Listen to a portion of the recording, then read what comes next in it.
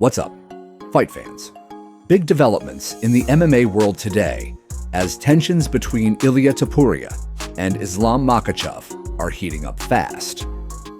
Topuria's recent statements seem to have finally struck a nerve, with Makhachev firing back in rare fashion, something we don't usually see from the lightweight champ.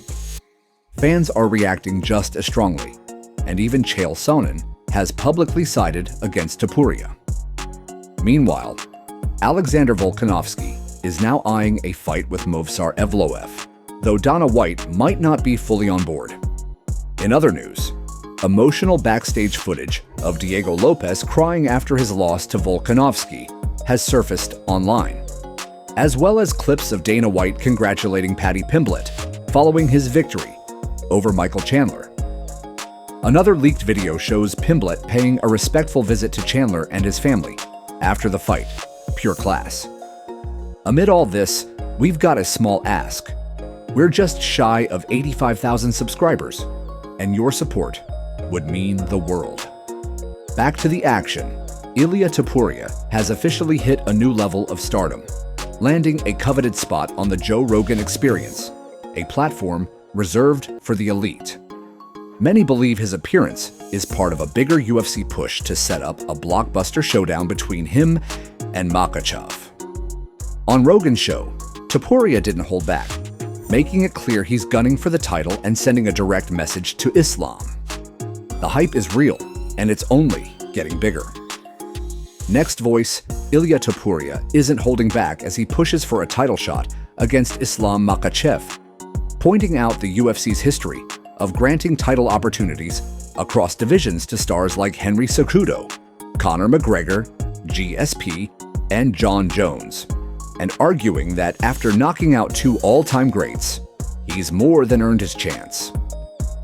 Tensions flared after Khabib appeared on a podcast with Chechen journalist Adam Zubair, where he dismissed Topuria's claim to a title shot and said Arman Tsarukyan posed a more serious threat to Islam. Topuria fired back, saying Khabib knows he's the one who can take the belt from Islam, which is why he's trying to steer the fight elsewhere. In a rare move, Makhachev responded on Twitter, telling Topuria not to mention him or his coach until he beats a top 5 opponent, but then quickly deleted the tweet, sparking an online frenzy. Fans were split, some defending Islam, others calling out the hypocrisy, noting that Makhachev himself got a title shot after beating Bobby Green, who wasn't top 5 either.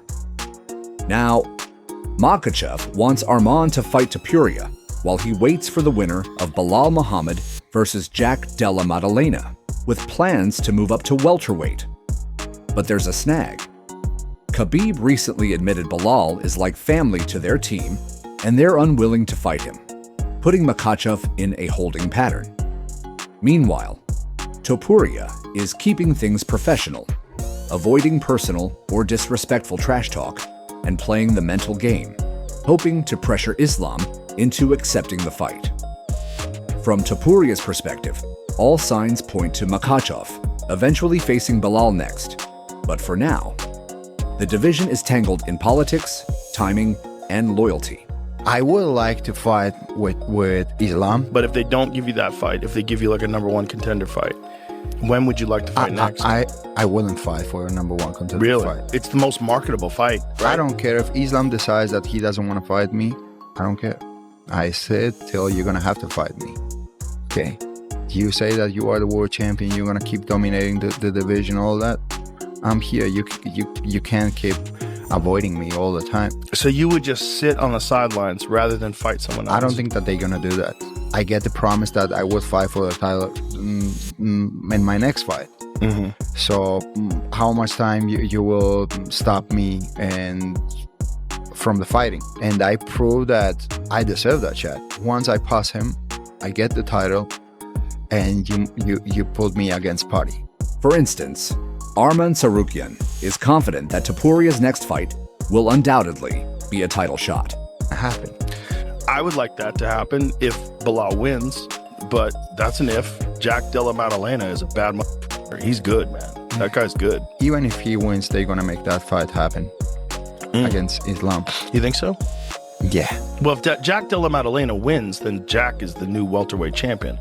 And, maybe he fights Islam. That makes a lot of sense. For example, Arman Tsarukyan is confident that Topuria's next fights will definitely be for the title. Topuria is coming up. Yes. What if they stick him in front of you? I think he got to fight for the belt for sure. He is. Yeah. All right. Just dropping his 145. But do you think the UFC gonna give him the title fight? I think he left 145 because of that, because they said, okay, we're gonna give you title fight. Islam doesn't want to fight him because if he wins him, people are gonna say, okay, you again beat the 145 fighters and he's not number one contender. If Islam beats me, and then I think he's done with the division. He beat everybody. Just he gotta beat me, and then people can say that. Beef is about as straight a shooter as you're ever going to find. I'm telling you, when he's mad at me, he tells me.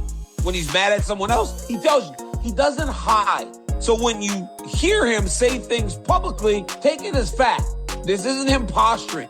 This isn't these guys trying to raise the price on a fight or anything. This is a true emotion, a true feeling, because honestly, that's how these guys operate. Islam has title fight victories, but they're Volkanovski, huge name with a featherweight. Dustin Poirier, name, right? And he probably felt the love after Renato Moicano, right? On short notice.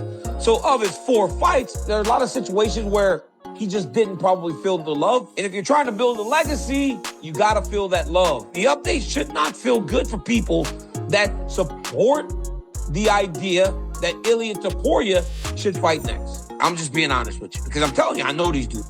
Meanwhile, Topuria continues to rise, louder, sharper, and more dangerous with every move. But now, Chael Sonnen is stirring the pot, claiming that Ilia didn't vacate his belt voluntarily. He was actually stripped of it. I know these dudes, and I know when they talk to you, you might as well listen, because they're telling you the truth. Love it. Meanwhile, However, Chael's claim is being contradicted by Dana White, who says it was actually Topuria's own decision to vacate the belt in order to avoid holding up the division. I realize the official tale is to be told that Ilia vacated the title. I am aware that that's how we need to tell this as fight fans. But if you weren't told that as fight fans, you just went and looked at what happened, you would have no choice but to realize he was stripped. There was nothing about the way that played out, including the fact that he was no longer champion. He was no longer champion on Saturday night when the bell rang. Are you aware of that? It might seem like a small detail, but if you look at what happened, he was stripped. Now, they've all decided to go along to get along and use a word vacated, and it does matter. It matters to the fighters for whatever silly reason. I'm just sharing that it does matter. I'm not willing to play along. He didn't vacate that belt.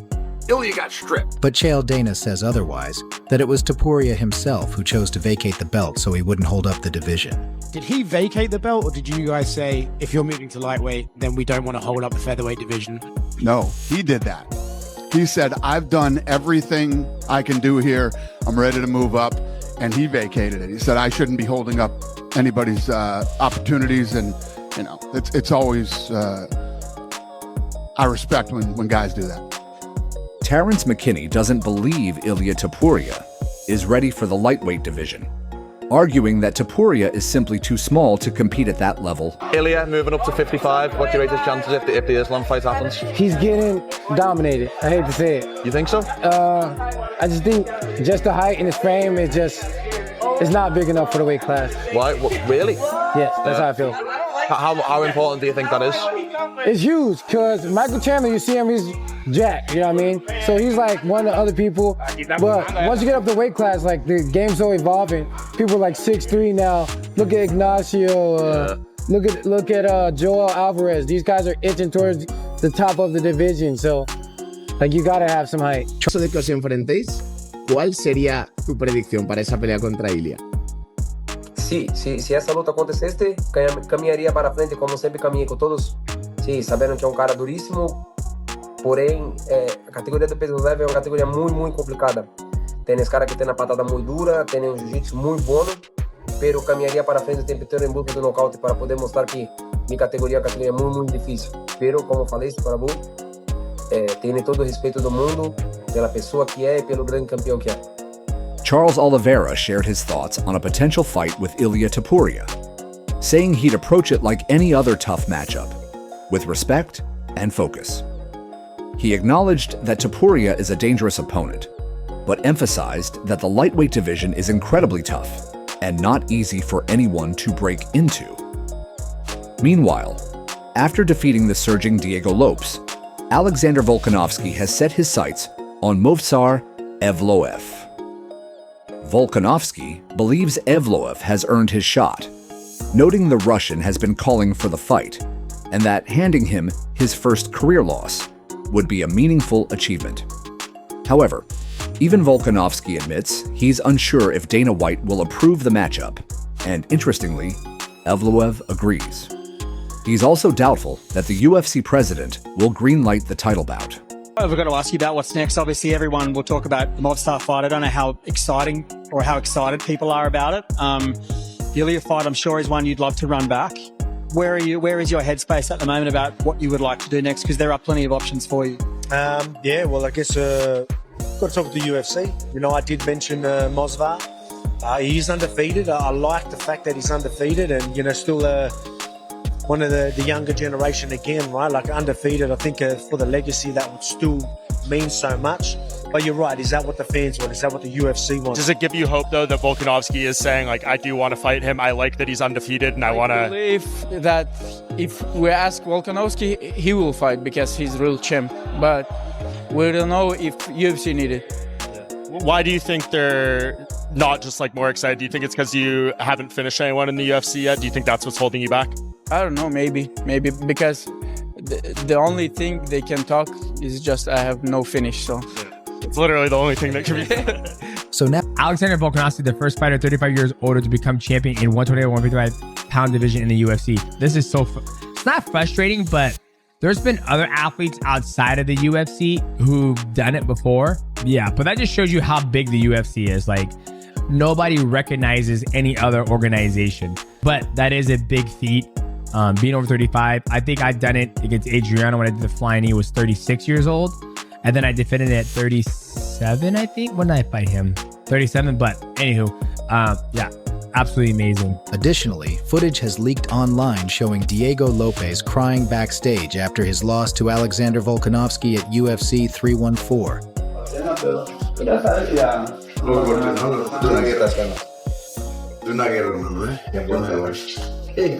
Hermanos, vamos a empezar. Llegamos muy rápido, ¿estamos de acuerdo? ¿Va?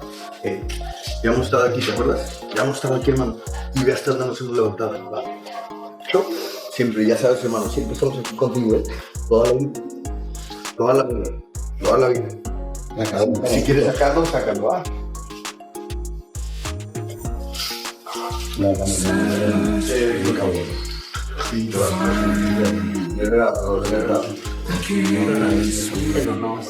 The big question now is whether the UFC will give Evloev his shot, or if Volkanovski will be forced to wait for a bigger name opponent.